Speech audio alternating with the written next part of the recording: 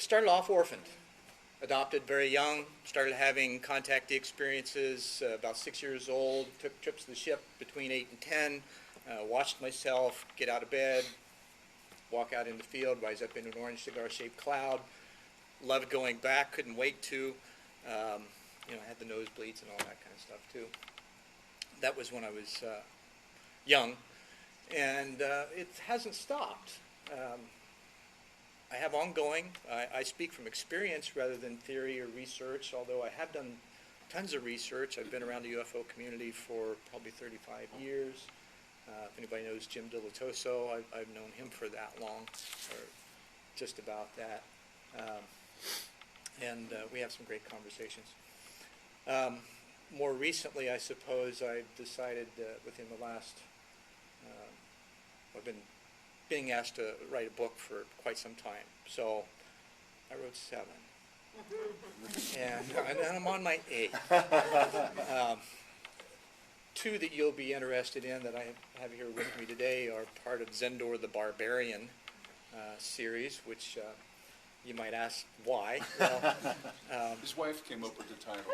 That's right. It was on the tip of my tongue. actually, it was a fellow musician, this guy I play drums for. I get kind of wild and crazy sometimes. So it started with that. Zendor is the name I was given when I asked, who am I, during a meditation in 1988, and then I gradually came to terms with that, wondering, WTF, over.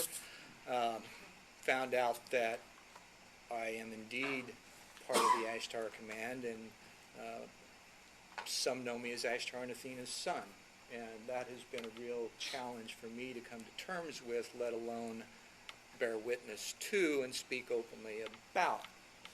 As you might imagine, that can draw a lot of unwarranted attention, let alone make me appear the fool.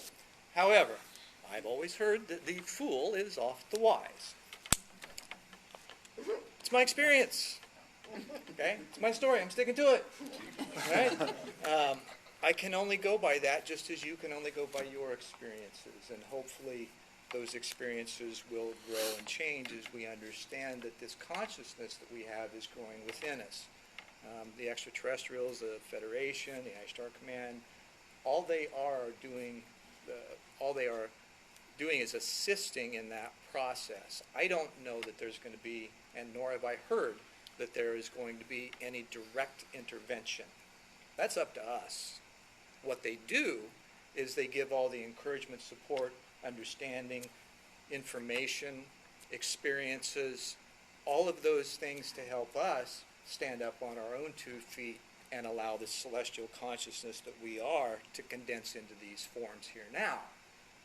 That's the process that we're in. And that's what they're here to assist us with, because they have already done that.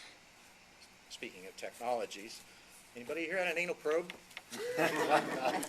I love those. Eh? Let me tell you about those.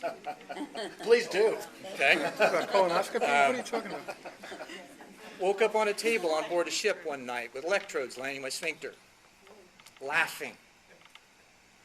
The 3 Zetas that were with me were plastered up against the wall because of the laughter. The energy pushed them up. They're used to dealing with fear and people who want to lash out or run away or whatever, and so they anesthetize the bodies so that they don't hurt themselves or others. It's pretty simple. What the electrodes do, anybody familiar with any nurses, anatomy students, physical therapists, familiar with the perineum? Okay. Where does it end? What, no butt experts in this crowd? For those of you who aren't familiar, the perineum nerve ends in the sphincter. It is the only direct connect into the central nervous system that we have. Why? Think of the science now. If we were going to have our vibrations adjusted, how might that be done? Through the sphincter. Think of the science. You know, it's... Anywho, so those kinds of things have been, I've had experience of.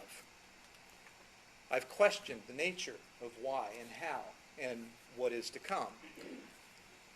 Much of that, hopefully all of that, are in the books that I've written, and in the next one that is to come that chronicles this decade.